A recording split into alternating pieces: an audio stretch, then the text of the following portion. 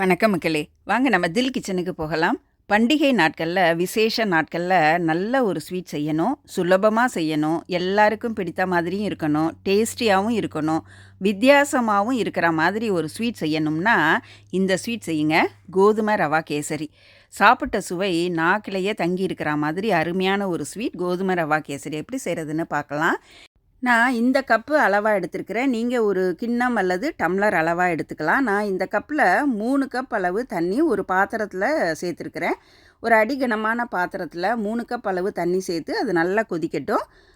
இப்போ நாம் இன்னொரு அடுப்பில் ஒரு அடிகனமான பாத்திரம் எடுத்துக்கலாம். இதில் 3 டேபிள் ஸ்பூன் அளவு நெய் சேர்த்துக்கலாம்.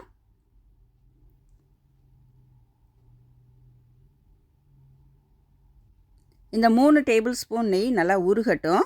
இது உருகுனதுக்கப்புறம் நாம் ஒரு கைப்பிடி அளவு திராட்சை, ஒரு கைப்பிடி அளவு முந்திரி சேர்த்து அது நல்லா பொன்னிறமாக வர்ற வரைக்கும் அதை வறுத்து ஒரு பாத்திரத்தில் எடுத்து வச்சுக்கலாம். மிதமான சூட்டில் இந்த முந்திரியும் திராட்சையும் நல்லா வறுத்து ஒரு கிண்ணத்தில் நாம் எடுத்து வச்சுக்கலாம்.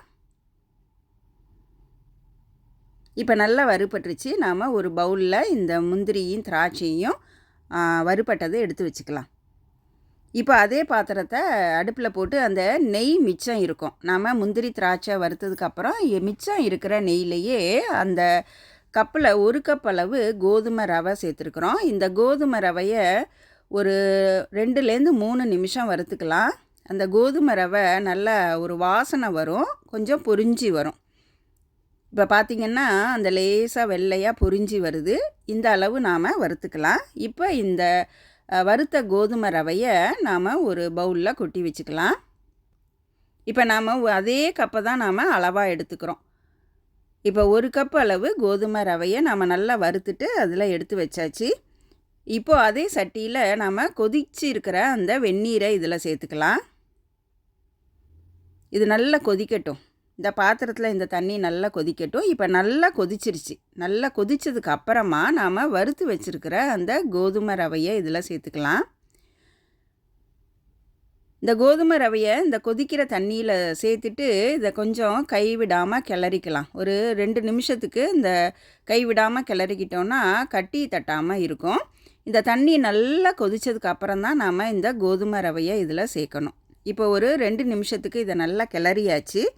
இதை ஒரு தட்டு போட்டு மீடியம் ஹீட்டில் அதை வேக வச்சுக்கலாம். மிதமான சூடு வச்சுக்கலாம். இப்போ நாம் இனிப்புக்கு வெல்லம் கரைச்சிக்கலாம். அதுக்கு 1/2 கப் அளவு தண்ணி ஒரு பாத்திரத்தில் சேர்த்துட்டு 1/2 கப் அளவு பொடித்த வெல்லம் சேர்த்துருக்குறேன். இப்போ 1/2 கப் அளவு பொடித்த வெல்லம், 1/2 கப் அளவு தண்ணி சேர்த்து இது நல்லா கரையட்டும். அந்த வெல்லம் கரைஞ்சா போதும். அது இன்னொரு அடுப்பில் கரைஞ்சிட்டு இருக்கட்டும். நாம் இடையில இந்த தட்டை எடுத்துகிட்டு ஒரு தடவை 2 தடவை இது மாதிரி கிளறி விட்டுக்கலாம். அடி பிடிக்காமல் இருக்கும். இந்த மாதிரி கிளறி விட்டுட்டு திரும்ப மூடி வச்சிடலாம். இப்போ இந்த வெள்ளை தண்ணி கிளறி விட்டுக்கலாம். அது நல்லா கொதித்து அந்த வெல்லம் கரையட்டும். இப்போ நம்ம மூடி எடுத்துட்டு இந்த கோதுமை ரவை வெந்துருச்சான்னு பார்த்துக்கலாம். இதை நல்லா கிளறி விட்டுடலாம். நம்ம சேர்த்துருக்கிற அந்த தண்ணி அளவு சரியாக இருக்கும். மிதமான சூட்டில் வச்சுக்கணும். அடுப்பு தீயை ரொம்ப ஹையாக வச்சிடக்கூடாது. இதோ எடுத்து பார்த்தோன்னா நல்லா வெந்துருச்சு. இப்போ கோதுமை ரவை நல்லா வெந்துருச்சு. இப்போது 1/2 கப் அளவு சுகர் சேர்த்துக்கலாம். அதில் இந்த சுகர் சேர்க்கும்போது அந்த இனிப்பை நல்லா ஒரு சுவை கூட்டி கொடுக்கும். அந்த டெக்ஸ்சரும் பார்க்க நல்லாயிருக்கும். இப்போ இந்த கோதுமை ரவையை நல்லா கிளறிக்கலாம். இது கொஞ்சம் தளன்னு ஆகும். அந்த சுகர் சேர்த்த உடனே கொஞ்சம் தளன்னு இருக்கும்.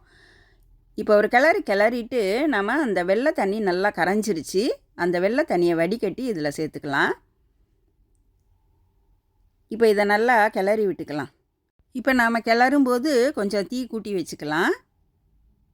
இப்போ இதை நல்லா ஒரு 2 நிமிஷத்துக்கு நல்லா கிளறிக்கலாம்.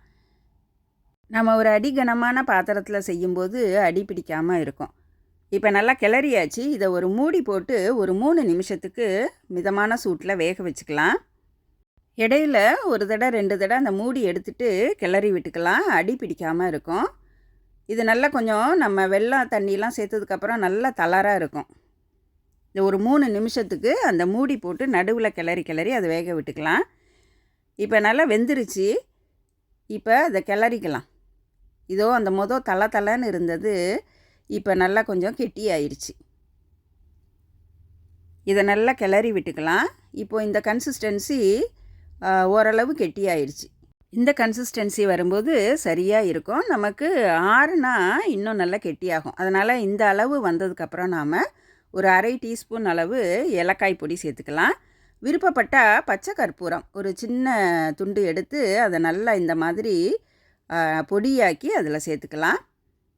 பச்சை கற்பூரம் ஒரு நல்ல வாசனை தரும். இதோட ஒரு சின்ன ஜாதிக்காய் எடுத்து நம்ம பூண்டு துருவுறதுல கொஞ்சம் லேசாக துருவிட்டோன்னா இந்த மாதிரி ஈஸியாக வந்துடும். ஜாதிக்காய் கொஞ்சமாக தான் சேர்க்கணும், ஒரு பிஞ்சு அளவு தான் சேர்க்கணும். இது இந்த அளவு போதும். இப்போ இது எல்லாத்தையும் சேர்த்து நல்லா கலந்து விட்டுடலாம். இந்த ஏலக்காய் பொடி, பச்சை கற்பூரம், ஜாதிக்காய் எல்லாம் சேர்க்கும்போது அதோடய வாசனை ரொம்ப அருமையாக இருக்கும். அந்த பச்சை கற்பூரமும் ஜாதிக்காயும் ஆப்ஷனல், விருப்பப்பட்டால் மட்டும் சேர்த்துக்கலாம். இப்போ இந்த இதோட ஒரு 2 டேபிள் ஸ்பூன் அளவு நெய் சேர்த்துக்கலாம். நெய் சேர்த்து இதை நல்லா கலந்து விட்டுடலாம். அந்த நெய்யோட ஒரு 2 நிமிஷத்துக்கு அது நல்லா வேகட்டும். நான் இன்றைக்கி எடுத்துருக்கிற இந்த கோதுமை ரவை அளவு 200 ml டம்ளரில் 2 டம்ளர் அளவு இருக்கும். ஒரு 2 நிமிஷத்துக்கு மிதமான சூட்டில் அந்த நெய்யோடு அது வேகட்டும். இதோ இந்த கன்சிஸ்டன்சி பார்த்தோன்னா இந்த அளவு சரியாக இருக்கும். இது ஆறுனா இன்னும் நல்லா கெட்டியாகும். அதனால் இந்த அளவு சரியாக இருக்கும். இப்போ ஒரு டீஸ்பூன் அளவு மட்டும் நெய் சேர்த்துட்டு நாம் வறுத்து வச்சுருக்கிற அந்த முந்திரி, திராட்சை ரெண்டையும் அதில் சேர்த்துட்டு தீ கொஞ்சம் கூட்டி வச்சு நல்லா ஒரு நிமிஷத்துக்கு கிளறி இறக்கிட்டோன்னா அவ்வளோதாங்க, நமக்கு கோதுமை ரவா கேசரி அருமையாக ரெடி ஆயிடுச்சுங்க. இதோ நல்லா கிளறியாச்சு. அவ்வளோதாங்க, நாம் ஸ்டவ்வை ஆஃப் பண்ணிட வேண்டியது தான். அருமையான கோதுமை ரவா கேசரி சூப்பராக ரெடி ஆயிடுச்சுங்க. இந்த கோதுமை ரவா கேசரியை ஒரு சர்விங் பவுலுக்கு மாற்றிக்கலாம். பொதுவாக இந்த கேசரி சர்வ் பண்ணும்போது ஸ்பூன் அல்லது கரண்டியில் லேசாக நெய் தடவிட்டு நம்ம சர்வ் பண்ணோன்னா அப்படி சட்டுன்னு விழும் அந்த கேசரி. எல்லாருக்கும் பிடித்த ஒரு ஸ்வீட்டாக இருக்கும். இந்த கோதுமை ரவா கேசரி அவசியம் நீங்கள் செஞ்சு பார்த்துட்டு உங்கள் கமெண்ட்ஸை கீழே கமெண்ட் செக்ஷனில் கொடுங்க. நீங்கள் இது வரைக்கும் சப்ஸ்கிரைப் பண்ணலைன்னா சப்ஸ்கிரைப் பண்ணிவிட்டு அந்த நோட்டிஃபிகேஷன் பட்டனையும் ப்ரெஸ் பண்ணிடுங்க. நன்றி, வணக்கம்.